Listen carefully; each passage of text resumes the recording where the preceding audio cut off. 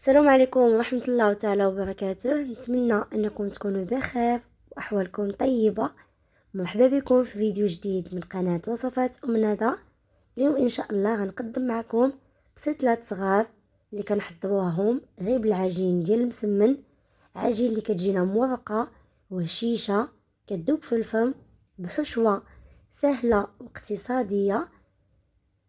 بقاو معايا نشوفوا المقادير وطريقة تحضير هذا الفيديو من الاول حتى الاخير ديالو.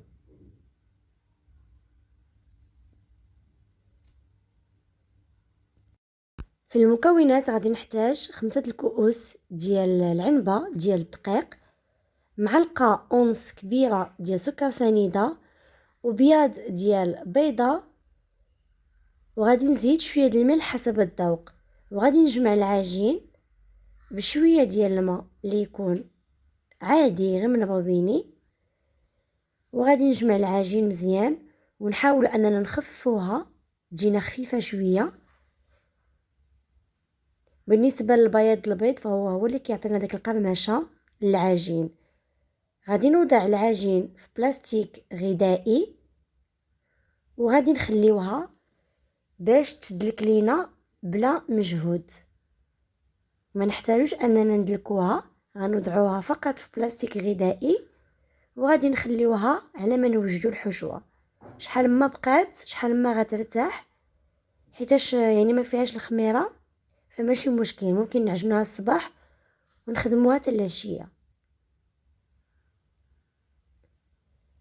بالنسبه للحشوه غادي نحتاج بصله اللي تكون متوسطه اللي قطعتها قطع صغار، غادي نوضع معاها شويه ديال الزيت وغادي نخليها تذبل، ومن بعد غادي نضيف ليها فلفله وحده وجوج ديال الجزر اللي حكيتهم في الحكاكه رقيقه، اللي غادي نحرك مزيان حتى يذبلوا ليا. من بعد غادي نزيد تقريبا 300 غرام ديال القطع ديال الدجاج او داند اللي بغيتو نتوما واللي متوفر عندكم. غادي نحرك مزيان ومباشره غادي ندوز باش نوضع التوابل. غادي ناخذ معلقه ديال سكينجبير ومعلقه ديال الابزار، شويه ديال الملح ومعلقه ديال التحميره ونص معلقه ديال الخرقوم. عطيتكم بقياس معلقه صغيره. غادي نحرك مزيان وغادي نزيد يعني تقريبا معلقه صغيره او نصف ديال الحار او صلصه حاره حسب الذوق. وغادي نزيد معلقه كبيره ديال المعدنوس ومعلقه كبيره ديال صوص صوجا. غادي نحرك مزيان حتى نخلي الحشوه طيب،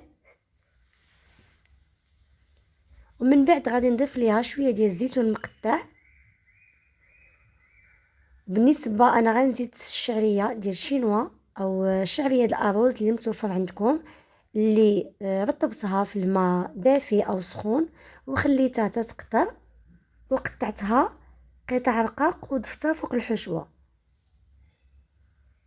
كيف ما كتشوفوا العجين بعد ما وجدت ليا، كيف ما كتشوفوا معايا العجين فهي خفيفه بزاف كتلتصق ليا.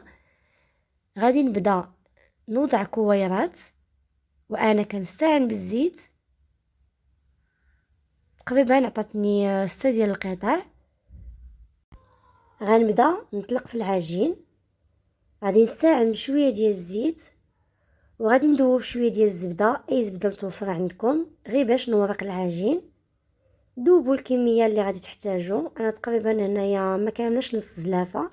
غادي نطلق العجين مزيان حتى يبان ليا سطح العمل، نطلقها عادي بحال الشكل ديال المسمن. من بعد ما غنطلقها مزيان غادي نزيد ليها شويه ديال الزبده وغادي نبدا نطويها على شكل مسمنه عاديه، وغادي نزيد الزبده. غادي نوضعها على جنب وغناخذ القطعه الثانيه حتى هي غادي نطلقها مزيان حتى يبان ليا سطح العمل. شحال ما مورقناها وبان لينا سطح العمل شحال ما كيجيو معنا مورقين ومقرمشين. غادي نضيف ليها الزبده وغادي نوضع القطعه الاولى في وسط القطعه الثانيه، غادي نقادها على شكل مسمنه وغادي نوضعها على جنب وغنستمر حتى نكملهم كاملين. بعد ما كملتهم غادي ناخد القطعه الاولى اللي بديت بها اللي غتكون طلقات مزيان وارتاحت، غنطلقها مزيان كيف ما غتشوفوا معايا حتى نرققها شويه.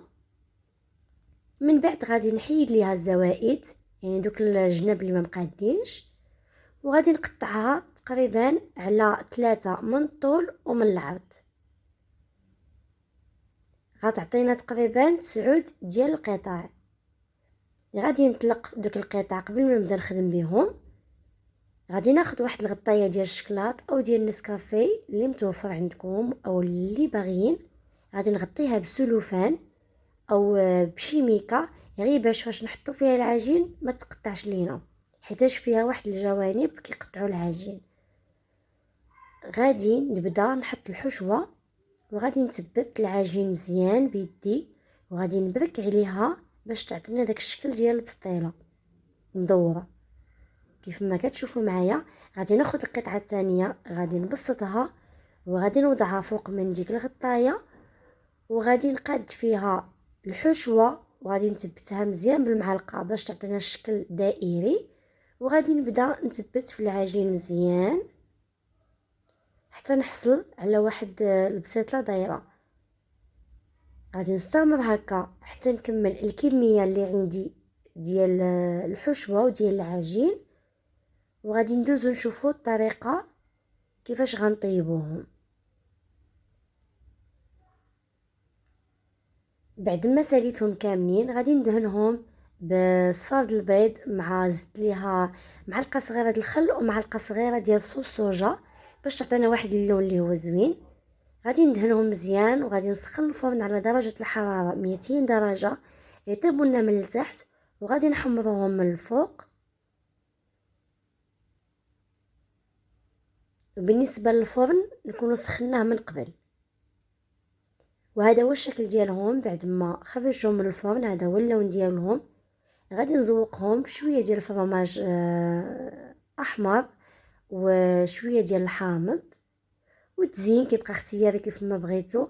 صراحه كيجيو زوينين ومقرمشين، بديل الورقه البسطيله ممكن اننا نوجدوها غير في الدار وبلا مجهود.